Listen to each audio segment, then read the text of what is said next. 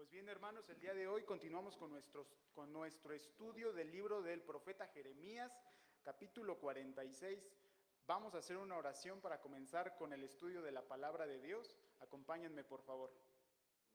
Amado Señor, te damos las gracias, Padre, porque tú nos permites estudiar tus palabras, Señor, la cual creemos que está inspirada, Señor, y que es inerrante. Gracias, Señor, porque el día de hoy tenemos el placer y la dicha de leerla, Señor, de compartirla. Permite, Señor, que estas palabras sean como la miel lo es para los osos, Señor, que nos sea dulce a nuestro paladar. Te lo rogamos en el nombre de Jesús. Amén. Muy bien, hermanos. Entonces vamos a comenzar a dar lectura. Es Jeremías, capítulo 46, que dice: La palabra del Señor acerca de las naciones vino a Jeremías el profeta, en cuanto a Egipto. Este es el mensaje contra el ejército del faraón Necao, rey de Egipto, que en el año cuarto del gobierno de Joacim, hijo de Josías, rey de Judá, fue derrotado en Carquemis, junto al río Éufrates, por Nabucodonosor, rey de Babilonia. Preparen el escudo y el broquel, y avancen al combate. Ensillen los caballos, monten los corceles, alístense, pónganse los cascos, afilen las espadas, vístanse las corazas. Pero, ¿qué es lo que veo? Sus guerreros están derrotados. Aterrados retroceden, sin mirar atrás, huyen despavoridos. Cunde el terror por todas partes, afirma el Señor. El más veloz no puede huir, ni el más fuerte escapar. En el norte, a orillas del río Éufrates, trastabillan y caen.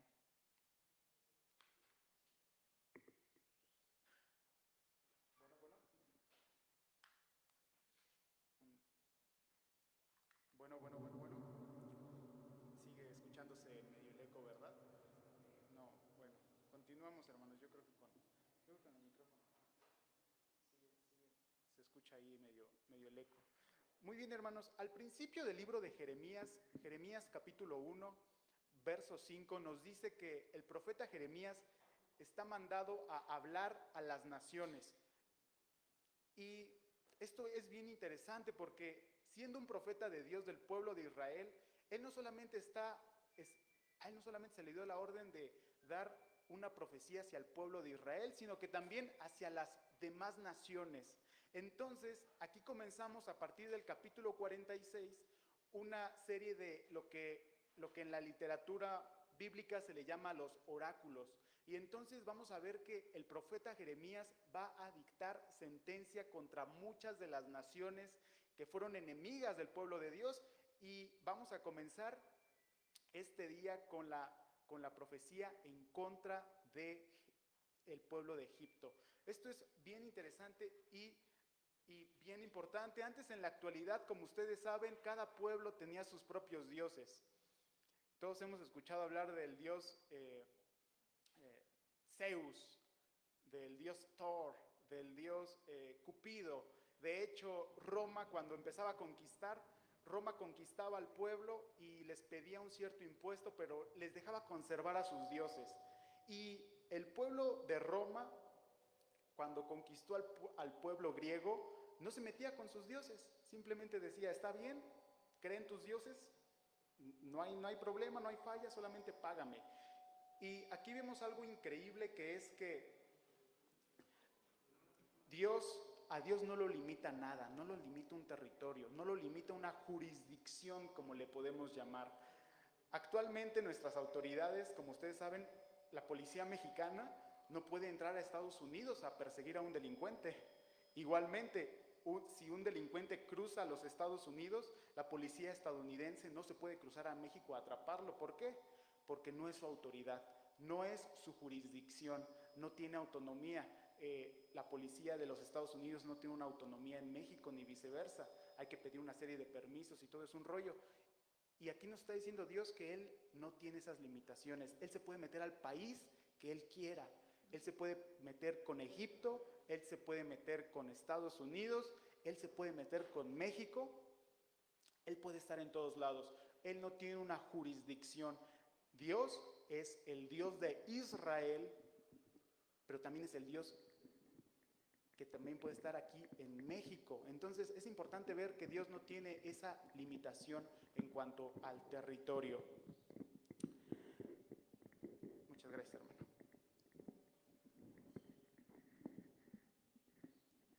¿Y qué nos dice aquí la palabra de Dios? Nos está diciendo que el pueblo de Egipto debe prepararse para ser derrotado.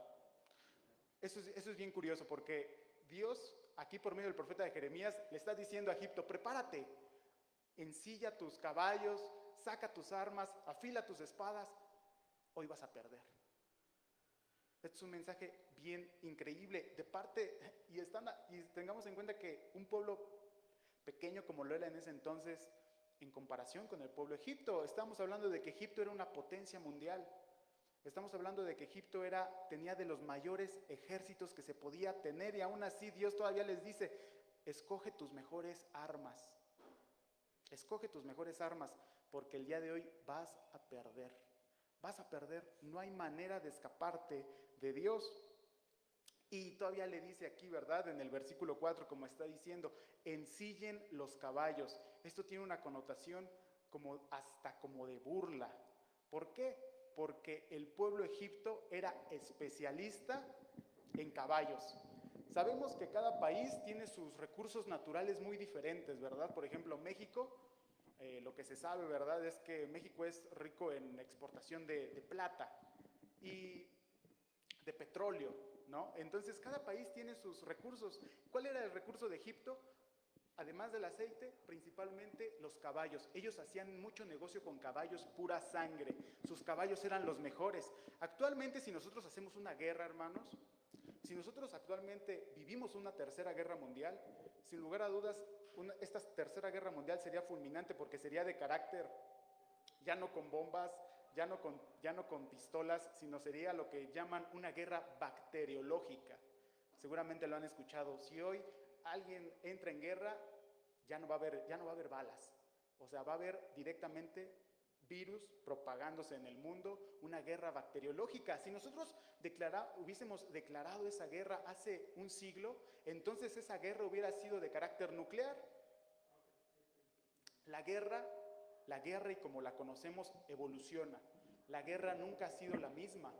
Y anteriormente, antes de que China inventara la pólvora, pues era a espadazo y con la bayoneta. No había otra manera de hacer la guerra. Y resulta que en esos tiempos, en tiempos que estamos leyendo, no había nada de esto. No había el poder de controlar los virus, no había bombas nucleares, no había pistolas, no había nada de eso. Aquí, en esos tiempos, quien ganaba la guerra era quien tenía vehículos. Era infinitamente más poderoso un ejército que contaba con caballos y con carros que un ejército que iba a pie. Y este es el pueblo de Egipto. El pueblo de Egipto innova para sus tiempos. El pueblo de Egipto tiene como la bomba nuclear de sus tiempos, que es tener caballos y tener carros.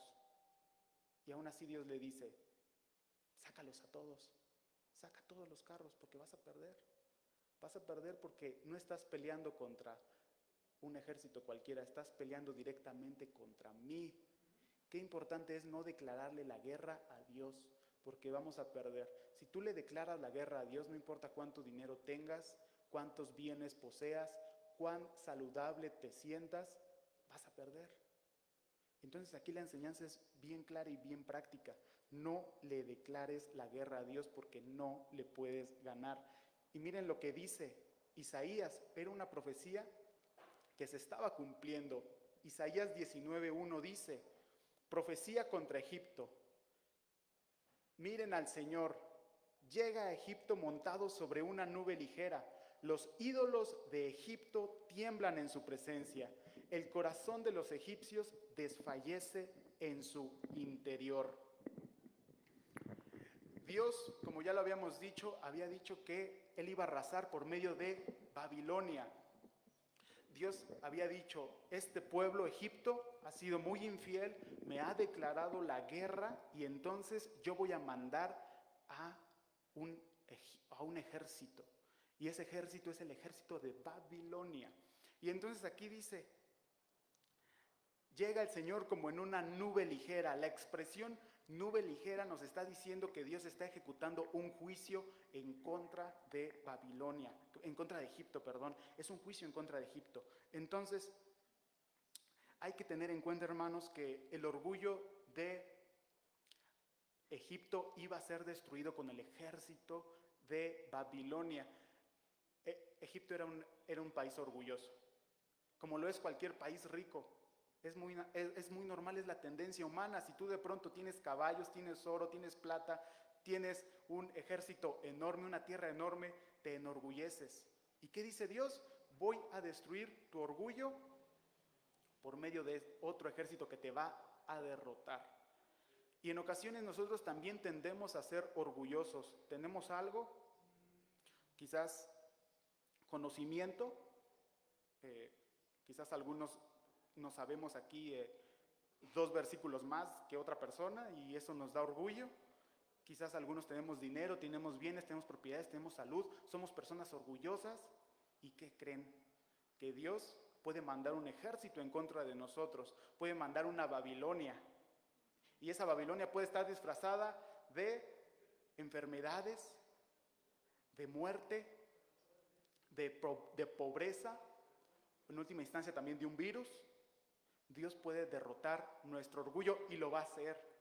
Si nosotros nos aferramos en hacer nuestra voluntad y no la de Dios, Dios nos dice, eres un orgulloso, prepárate para la guerra y prepárate para perderla.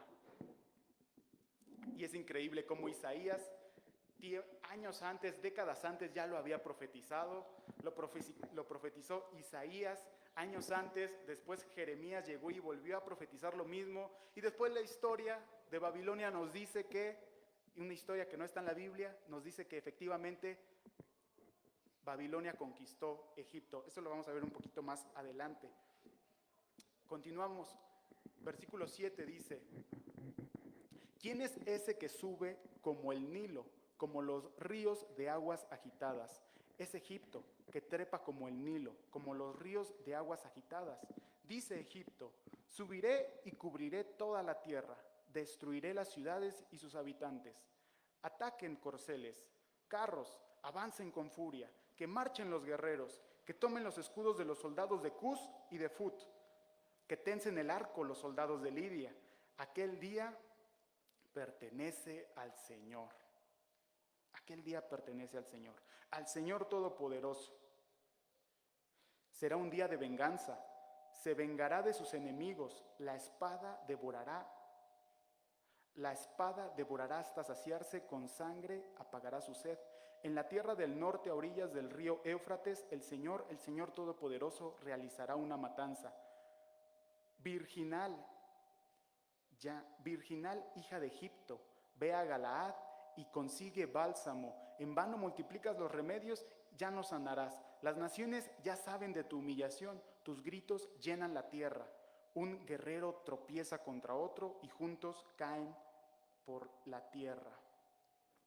El día de la venganza del Señor, aquí se está refiriendo a un día que es santo. La Biblia nos llama de la venganza del Señor y hay que tener en cuenta que la venganza de Dios no es la misma venganza que nosotros. La venganza de nosotros es un estilo, me la haces, me la pagas, ¿no? Y justicia por propia mano y yo me las voy a cobrar, las que tú me hiciste por el doble.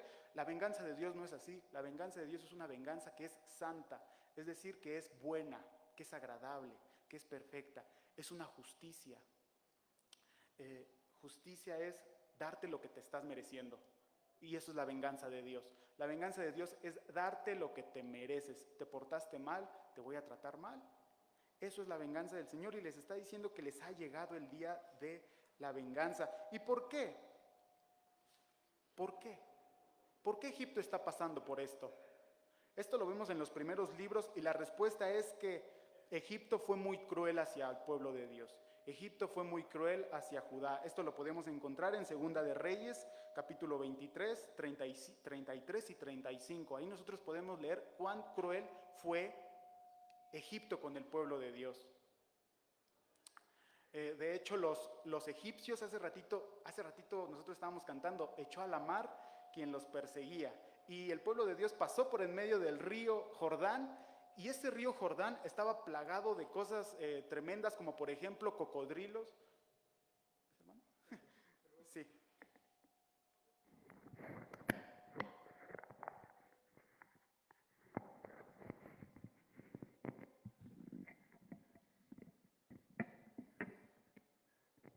Listo, ¿verdad?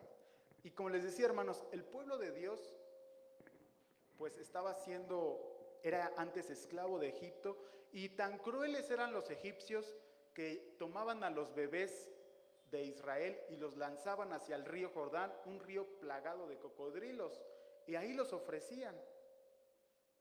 O sea, ellos eran dueños de todo.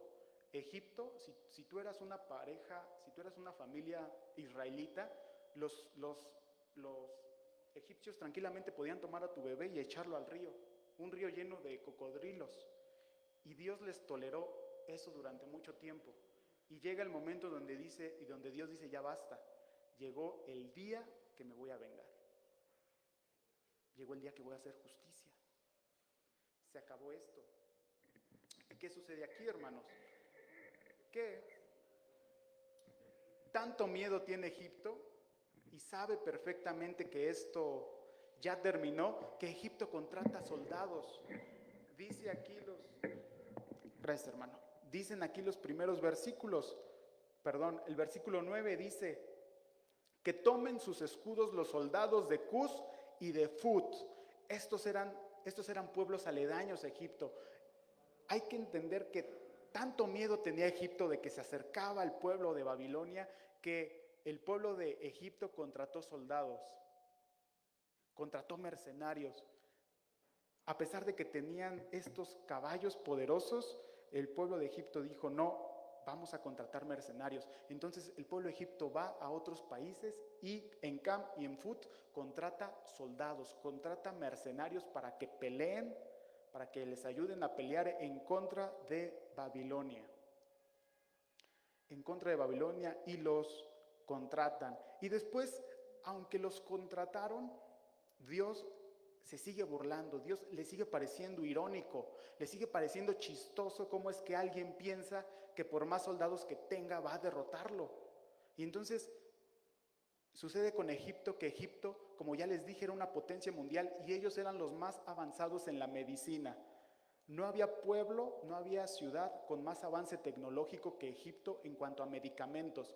Ellos controlaban todo eso, tenían un pleno dominio de la medicina. Y aquí Dios les dice, no importa los bálsamos que te pongas, dice el 11, virginal pueblo de Egipto, ve a Galaad y consigue bálsamo, en vano multiplicarás los remedios, ya no vas a sanar. Y entonces aquí nos está diciendo Dios que nosotros a veces, en ocasiones, hermanos, tenemos nuestra manera en la cual pensamos que podemos. A veces nosotros pensamos que con cierto medicamento nuestra enfermedad se va a sanar, pero si Dios no quiere que nos sanemos, no nos sanará. No importa qué medicamento consumamos, no importa si vamos al CIMI y compramos unas pastillas de 15 pesos, o si vamos al Hospital Ángeles y nos dan un medicamento de 20,000 pesos. Si Dios no quiere, no vamos a sanar. Y el pueblo de Egipto es un ejemplo perfecto. Egipto dominaba la medicina. ¿Y qué le dice Dios nuevamente? Está bien, ponte todo lo que quieras encima. Ve a los médicos que quieras, cómete los medicamentos que quieras, enchóchate, no te vas a aliviar. No van a aliviar tus dolores, te voy a derrotar.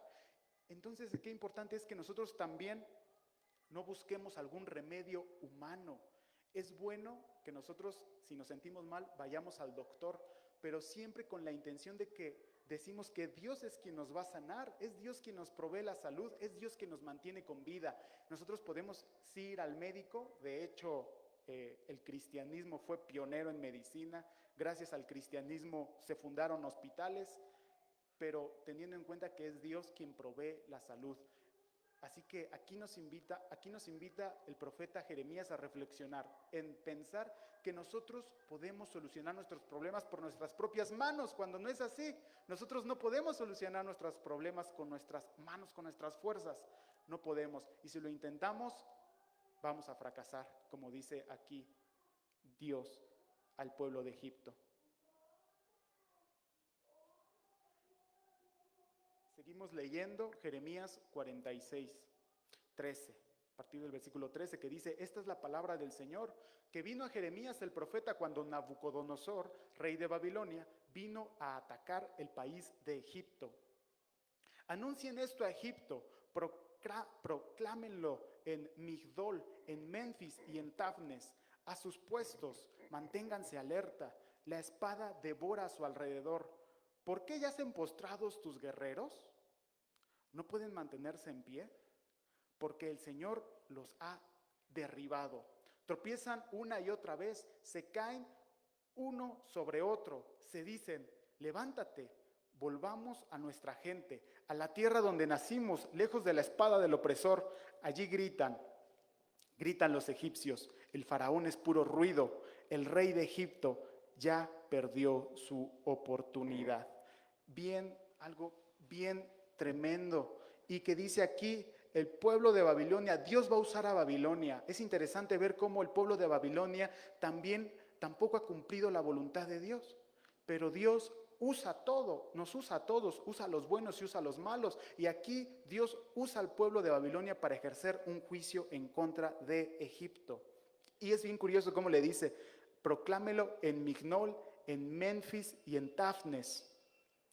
Y si nosotros checamos la arqueología moderna y tenemos alguna vez la oportunidad de ir a Egipto, a ver las pirámides de Gaza, todo eso, si algún día Dios nos da la oportunidad de visitar Egipto, nos vamos a dar cuenta, o quizás ahí el guía nos dirá, que precisamente en Tafnes, que es un lugar a donde dice: atáquenlos en Tafnes tenían como la basílica más grande del mundo los egipcios.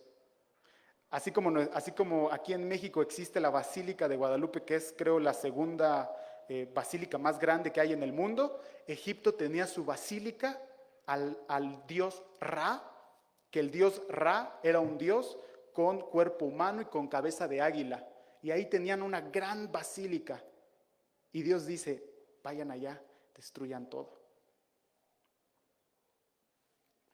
Dios no es más poderoso que cualquier otro Dios. Hay personas que tienen encima a Dios por cualquier otra cosa. Hay personas que dicen: yo le voy a rezar a tal santo, a tal virgen, a tal cosa, a tal muerte. Y no nos damos cuenta que no hay nadie más poderoso que Dios. No hay nadie más poderoso que Dios. Y Dios derribó ese gran templo dedicado al dios Ra. Es más, cuando vieron caer ese templo, los egipcios no les quedó nada más que decir que nuestro faraón es un charlatán. Así lo dicen otras traducciones. Dice: el faraón es puro ruido, nuestro faraón es un charlatán, es un mentiroso. ¿Qué sucede aquí? Que, como ustedes recordarán, bueno, no recordarán porque no eran esas épocas, pero en las películas nos marcan muy bien los faraones. ¿Cómo eran los faraones? Los faraones eran tipos maquillados, con brazaletes de oro, que también tenían una capucha, y esa capucha tenía una serpiente. Y esa serpiente que tenía la capucha de los faraones egipcios era un símbolo de la divinidad, era un símbolo de soberanía. Eso significaba la serpiente que tenían los faraones, un símbolo de que ellos eran como un dios. Esto es muy duro porque, por ejemplo, actualmente tenemos, algunos han dicho que el Papa es la representación de Dios en la tierra, y él bajo algunas circunstancias tiene algo que le denominan infalibilidad papal, es decir, que no se equivoca. Pero esto está más cañón aún, porque aquí no solamente estás diciendo que eres el representante de Ra, sino estás diciendo directamente que eres ese Dios, que eres el Dios. A lo largo del tiempo los faraones fueron identificados con varios dioses: Ra, Horus. En cualquiera de los dos casos era el Dios del cielo. Los egipcios decían: Ra es el Dios del cielo, Y el faraón es ese Dios, o sea, el faraón es un Dios. ¿Y qué sucede aquí? Que su pueblo está siendo atacado y el faraón no hace nada. Y no hace nada porque no era un Dios en verdad, no podía hacerlo nada. El faraón decía, denme alabanza, denme tributo, denme dinero, denme cosas. Yo soy el faraón, yo soy un Dios, yo los puedo sanar. Y de pronto Egipto cae. Y los egipcios dicen, nuestro faraón es un charlatán. Nuestro faraón nos mintió. Y después dice, vivo yo, declara el rey, cuyo nombre es el Señor Todopoderoso. Te lo acabo de demostrar, Egipto. Acaba de caer tu templo, acaba de caer tu ciudad, acaba de caer Necao, que era el faraón de Egipto. ¿Y quién dice? ¿Y qué dice el Señor? Vivo yo, declara el rey. ¿Qué rey? Cuyo nombre es el Señor Todopoderoso, el único Dios digno de alabanza, el único Dios real, el único Dios que no es un ídolo. Dice, como el Tabor que sobresale de entre los montes y como el Carmelo que se erige sobre el mar, así será el enemigo que viene. Tú que habitas en Egipto, prepara tu equipaje para el exilio, porque Memphis se convertirá en desolación, en una ruina deshabitada. Novilla hermosa es Egipto, pero viene contra de ella un tábano del norte. Los mercenarios en sus filas son como novillos cebados. También ellos se vuelven atrás, todos juntos huyen sin detenerse, porque ha llegado el día de su ruina, el momento de su castigo. Egipto huye silbando como serpiente, pues el enemigo avanza con fuerza. Se acercan contra ella con hachas, como si fueran leñadores. Por impenetrables que sean sus bosques, los talan por completo, afirma el Señor. Más numerosos que langostas son los leñadores, nadie los puede contar. Egipto, hermosa, será avergonzada y entregada a la gente del norte.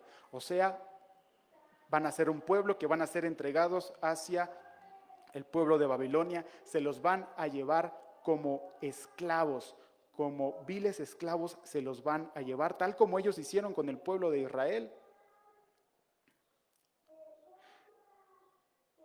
Es bien interesante ver cómo aquí Dios nos dice, van a talar todos tus árboles. Eso tiene una connotación bien especial en la guerra.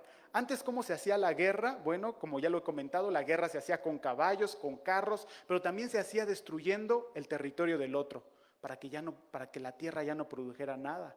Entonces aquí Dios le está diciendo a Faraón y a Egipto, tus árboles frutales no te van a servir, o sea, tu comida no te va a servir. No importa cuánta comida tengas, no te va a servir.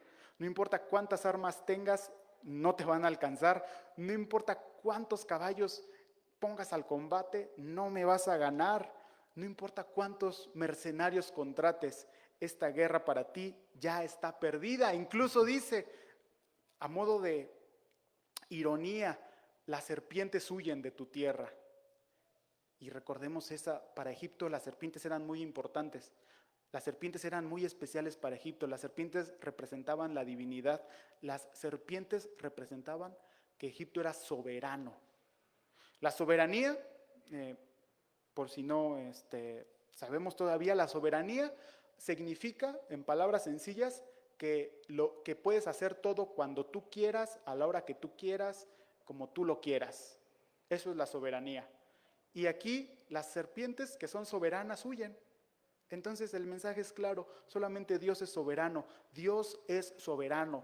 ¿Y eso qué significa? Que Dios hace lo que quiere, cuando quiere, porque quiere, si lo quiere, a la hora que Él quiera. Eso es la soberanía de Dios. Y Dios es soberano por nuestra propia vida. Si Dios nos quiere, nos mata ahorita, nos mata, nos deja vivos, nos da riqueza, nos empobrece, nos da salud, nos da enfermedad. Estamos a disposición de Dios. Dios es ese Rey soberano.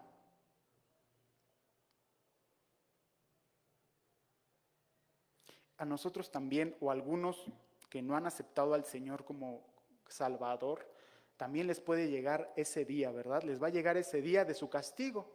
Les va a llegar el día que Dios nos diga, hoy es el día de mi venganza. Y no sabemos cuándo es, hermanos. Es por eso estar bien con Dios, es por eso importante que debemos estar bien con Dios, porque no sabemos cuándo va a ser el día que nosotros fallezcamos. Quizás hoy nos da ahorita aquí un paro cardíaco, o quizás salimos afuera, nos atropellan,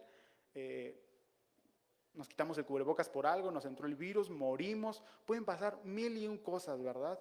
Que ni se me ocurren y podemos morir. Y la pregunta es, ¿estamos bien con Dios?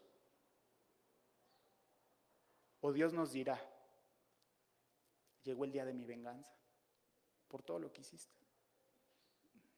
Te di unos mandamientos, te mandé a mi hijo a morir por ti, no quisiste aceptar, hoy mueres. Hoy mueres, hoy llegó el día de mi venganza.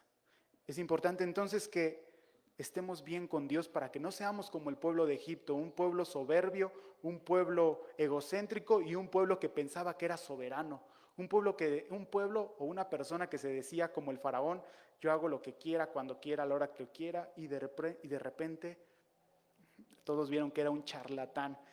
No seamos charlatanes, hermanos, seamos personas humildes y amorosas hacia nuestro Dios.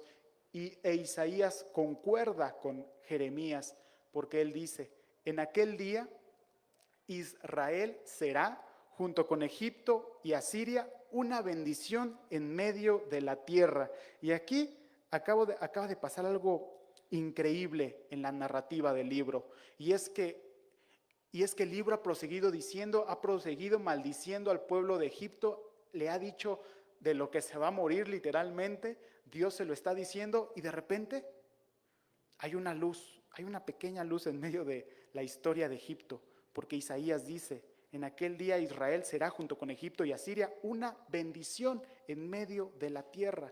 Y si continuamos leyendo Jeremías concuerda, él dice, el Señor Todopoderoso, el Dios de Israel dice, voy a castigar a Amón, Dios de Tebas, a Egipto, a sus dioses y reyes, al faraón y a los que en él confían. Los entregaré al poder de quienes atentan contra su vida, al poder de Nabucodonosor, rey de Babilonia, y a sus siervos. Luego Egipto será habitada como en los días de antaño, afirma el Señor. Vean cómo les está diciendo, los voy a destruir, los voy a derrotar, van a ir como esclavos, pero luego Egipto será habitada como en sus días de antaño, afirma el Señor. Pero tú, Jacob, siervo mío, no temas, no te asustes, Israel, porque te salvaré de un lugar remoto y a tu descendencia del destierro. Jacob volverá a vivir en paz, estará seguro y tranquilo. Tú, Jacob, siervo mío, no temas, porque yo estoy contigo, afirma el Señor. Aunque aniquile a todas las naciones por las que te he dispersado, a ti no te aniquilaré. Te corregiré con justicia, pero no te dejaré sin castigo. Ya no había nada que hacer en este punto, más que la resignación. El pueblo de Egipto dijo, bueno, ya, no hay nada más que hacer, vamos a tener que ir de esclavos, pero aún así Dios dio su promesa de que los iba a castigar y después el pueblo de Egipto volvería a su propia tierra. Esto nos está diciendo a nosotros que nuestro pecado trae consecuencias. Dios, así como hay leyes, como por ejemplo la ley de la gravedad, y nada lo puede impedir, si yo tiro el celular se va a caer, así como hay leyes físicas, también hay unas ciertas leyes que son de carácter espiritual, y sucede aquí que Dios que hizo este mundo puso estas leyes, y si tú te portas mal, con contra de Dios, te va a ir mal, tienes un castigo, Dios te tiene que corregir, y te tiene que corregir no porque Dios sea una persona que se venga como nosotros entendemos la venganza, sino porque Dios nos ama y por eso nos corrige como cualquier padre. Si nosotros aceptamos a Dios como nuestro Padre, Dios nos va a corregir. Y es bien irónico que después de que el pueblo de Egipto hizo esclavo al pueblo de Israel, Años después, ahora Egipto es quien está pagando y ahora Egipto es quien va a ser esclavo de Babilonia. Y así fue. Egipto fue derrotado, el faraón Necao fue muerto y el pueblo de Egipto se hizo esclavo del pueblo de Babilonia. Imagínense esta gran potencia mundial, una potencia mundial que les describí con armas, con medicina, con todo, con árboles frutales, con todo lo bueno para vivir, y al siguiente día, tiempo después, están siendo esclavos de Babilonia, y ellos seguramente dijeron: esto nos está pasando porque nosotros esclavizamos al pueblo de Dios. Nosotros nos atrevimos a esclavizar al pueblo de Dios y hoy estamos pagando el día de la venganza del Señor. Y Dios fue fiel, pues la historia nos dice que 40 años después de estar esclavizados, los egipcios regresaron a Egipto, pero ya no volvieron a ser el mismo pueblo. Ya nunca más se volvieron a levantar, ya nunca más fueron esa potencia mundial de la que ellos eran. Entonces, hermanos, nuestro pecado tiene consecuencias. Y leemos este último versículo, que es 1 Corintios 10, 1, 3 y 6. Aquí es el apóstol Pablo hablándole a el pueblo de Dios, a Israel, a algunos israelitas que habían aceptado al Señor Jesucristo. Y Pablo les dice: no quiero que desconozcan, hermanos, que nuestros antepasados estuvieron todos bajo la nube y que todos atravesaron el mar. Todos ellos fueron bautizados en la nube y en el mar para unirse a Moisés. Todo esto sucedió para que sirvamos de ejemplo, a fin de que no nos apasionemos por lo malo, como lo hicieron ellos. El día de hoy es un día bien hermoso y bien especial porque vamos a tener un bautizo y vamos a tener este versículo hecho, lo vamos a ver en todas sus luces y va a ser un día muy especial. ¿Y qué les está diciendo? ¿Qué está diciendo el apóstol Pablo? El apóstol Pablo le está diciendo: acuérdense de Egipto. Le está diciendo al pueblo de Israel: acuérdense de Egipto. Algunos cientos de años después, y les está diciendo: vean a Egipto,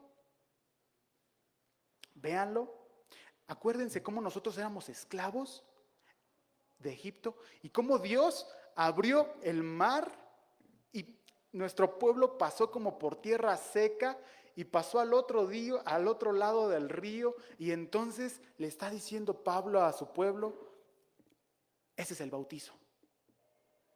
El bautizo representa salir de Egipto. El bautizo representa salir de tu pasado. En Egipto eras esclavo y yo te liberté.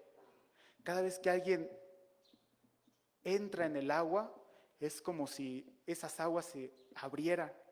Y cada vez que sale del agua, ya está en la tierra prometida, ya está en la tierra que Dios le dio.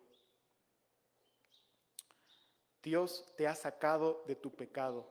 Y el apóstol Pablo dice: así fue nuestro pueblo.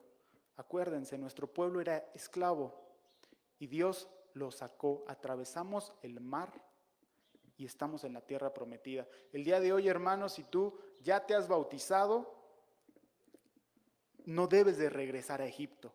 Egipto es ese pasado tuyo. Todos tenemos un pasado malo, algunos más que otros, quizás de robo, de mentiras, de estafa, de fornicación, muchos pecados horribles a los ojos de Dios, pero Dios nos dice: si tú ya estás bautizado, si tú ya aceptaste al Señor como tu Dios y tu Salvador, entonces tú ya no estás en Egipto. No eres esclavo del pecado. No regresemos a Egipto, hermanos. Esa es nuestra enseñanza del día de hoy. No regresemos a Egipto, no regresemos a pecar. Sería una locura total pensar que estamos en la tierra prometida y decir: ¿sabes qué? Yo me regreso porque yo quiero volver a ser esclavo. Y ese es parte del evangelio. Si tú aceptas al Señor como tu Señor y Salvador, crees que resucitó de entre los muertos, entonces, mira, Dios te sacó de Egipto. Dios te sacó de Egipto y damos gracias a Dios por eso. Vamos a hacer una oración para finalizar nuestra predicación. Amado Padre, te damos las gracias, Señor, porque tú nos has sacado de Egipto, Señor, nos has sacado de nuestro pecado. Yo te pido, Señor, que si hay aquí alguien que aún no se ha bautizado, yo te pido que le hagas creer en su corazón y en su mente para que tome este paso de obediencia hacia ti, Señor. Te damos las gracias, Señor, por tu palabra que es inspirada y que es santa. En el nombre de Jesús, amén. Y ahora dejo aquí el micrófono a mi hermano Arturo para que nos siga guiando en nuestro tiempo de servicio.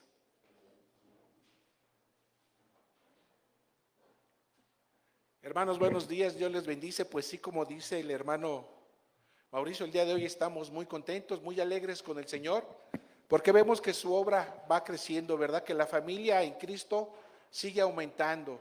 Y esto es de gran gozo para nuestro Dios y para nosotros, ¿verdad? Porque una persona más va a aceptar, va a dar ese paso de fe que nos pide el Señor cuando lo hemos reconocido como único y suficiente Salvador, ¿verdad?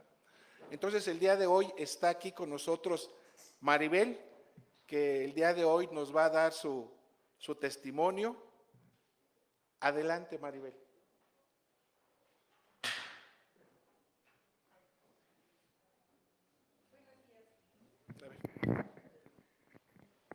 Buenos días, mi nombre es Maribel Moreno Rivera. Viví muchos años en mentiras, en engaños. Hace aproximadamente 8 años, para que sea muy rápido, padecí infarto cerebral, me dio un infarto al corazón y no sé si alguien ha visto a alguien que le dio un infarto cerebral que queda como con Parkinson, que no se puede mover, no puede caminar, no puede hablar. En esas circunstancias estaba yo. Me tenían que dar de comer en popotes, ayudarme a caminar, ayudarme a hacer del baño, a bañarme. No reconocía a mis hijos, no reconocía a mi esposo. Cuando yo salí de eso, yo creí que pues yo iba a quedar mal, porque no caminaba, no hablaba, no me entendían, no podía usar un teclado porque mis ojos no veían bien. Bueno, pues yo salí con mucha hambre de conocer a Dios. Fui bautizada en la religión católica de bebé, cuando no sabes nada de la palabra, cuando solo te dicen, eres católico y crees en Dios porque vas a misa cuando hay fiestas, ¿no? Cuando hay 15 años. Cuando yo salí de un hospital mal, yo quería saber quién era Dios. Mi nuera, la primera nuera, vivió en una familia cristiana y yo mal de mi cabeza le decía, Veré, ayúdame, ¿quién es Dios? ¿Cómo es Dios? ¿Por qué Dios permite esto si yo no me lo merezco? O sea, yo he luchado por mis hijos, yo he hecho esto y pues yo soy buena, ¿no? Porque pues nadie va a reconocer que era malo. Como dice el pastor, ¿cuánto quieres que Dios te perdone? Hoy la luz me está lastimando. Yo viví ese tormento durante 3, 4 años consecutivos en recaídas. Volví a recaer. Año con año, córrele a urgencias porque otra vez se te fue la cara chueca. Y los doctores no se explicaban porque mi cara se hacía chueca para un lado, chueca para el otro. Hagan de cuenta que era una bola de plastilina. Un video le mandé al pastor, no sé si lo tienen, pero mi cara se hacía como una plastilina, hacia la derecha, hacia la izquierda. Mis pies no me respondían, prácticamente me tenían que cargar. Y acudí a una iglesia bautista, cristianos, testigos de Jehová, muchas religiones, porque yo quería conocer a Dios. Cuando me llevan a una iglesia cristiana, me gusta que me enseñan la palabra de Dios así, leyéndomela y explicándome. porque si yo tomaba una Biblia, no le entendía. Y cuando yo iba con una iglesia católica, solamente era pecadora. No era una persona, no era un ser humano, era simplemente una pecadora. Pues en mi pecado llevé mi penitencia, porque ahorita todo lo que acabamos de ver con Egipto y con Roma, me pasó a mí. Viví todo eso, la salvación. Al no poder caminar, al no poder andar, todo eso me ayudó a mí a crecer como un ser humano diferente, nuevo y lleno de amor. ¿Saben una cosa, familia? Tengo problemas en casa con enfermedades que se le vinieron a mi esposo, a mi padre, a mi hijo, que yo no veía. Yo no veía. Yo justificaba porque era ciega. Tenía una venda de poder, de juventud, de que a mí no me va a pasar. Pero sí nos pasa, sí nos pasa. Ahora, con todo lo que pasé, siempre viví como judío errante, rentando aquí, rentando allá. Cuando entra Dios a mi vida, me dio una casa. A los 3 años de buscar a Dios, de acercarme a una iglesia cristiana, de la cual no me gustó, y no me gustó por el lado de que nos llevaban a un balneario a bautizar y pues, no me pareció bueno. Y después otra cosa de esa iglesia cristiana fue de que era yo como el muñequito de que tenías que llevarte a todos lados para que, mira, ve, ¿no? Porque afortunada o desafortunadamente, en esa iglesia les tocó verme 2 veces con crisis, que era no poder caminar o no poder hablar, y me tenían que llevar. Ahora agradezco a Dios que mi esposo me esté acompañando, porque no estaba de acuerdo, pero yo siento esa necesidad de estar aquí con él, porque la Maribel de antes ya se murió, ya se quedó atrás, y esta nueva Maribel ha tenido mucha fuerza para decirle a mi marido en un temblor: Dios está con nosotros y nada nos va a pasar. Confía en Dios. Y mi marido me decía: sácame de aquí, temblando, ¿no? En el hospital. Dios me ha guiado para sacar a mi papá igual de un infarto cerebral, que a mi papá le dio el infarto cerebral, y en este año, en marzo, a mi papá le dio un infarto cerebral. Y si ustedes lo vieran ahora, el viejito sigue caminando, va y viene. Y si eso no es milagro y es obra de Dios, entonces, pues yo no sé qué es, ¿no? Yo con infarto cerebral, con un infarto al corazón, con diabetes, con todas las enfermedades que ustedes se pueden imaginar, aquí estoy, de pie. Y quiero seguir siendo un ejemplo para mi familia, para mis hijos, para mi nuera, para mi esposo, porque yo tengo una célula en mi casa, que siento que ese es mi trabajo de hoy en adelante, trabajar con mi célula familiar, que consta de 10 miembros, desde nietos hasta esposo. Si yo no les pongo el ejemplo de ser una persona nueva, no lo van a creer. Aunque yo les ponga 1000 ejemplos, si no empiezo por mí, no va a pasar nada. Gracias. Vivo en Tizayuca, Hidalgo. No me queda muy cerca, pero me uno a ustedes por medio de Facebook y veo nuestras reuniones cada domingo. Tomé mi estudio con el pastor Martín y aquí estoy, familia. Gracias por haberme brindado esta oportunidad. Gracias.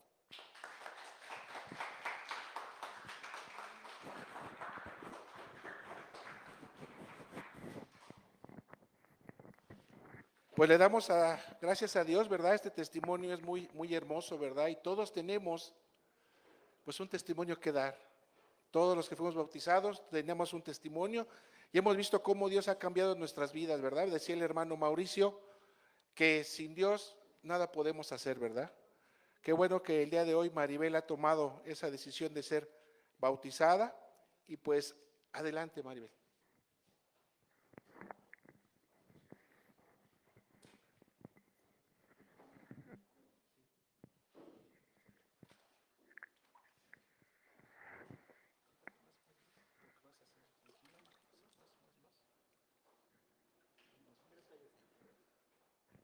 Pues el día de hoy estamos muy gustosos y Maribel, ya que has confesado que eres una pecadora, ya has aceptado a Dios como tu Dios y a Jesucristo como único y suficiente Salvador, yo te bautizo en el nombre del Padre, del Hijo y del Espíritu Santo. Amén.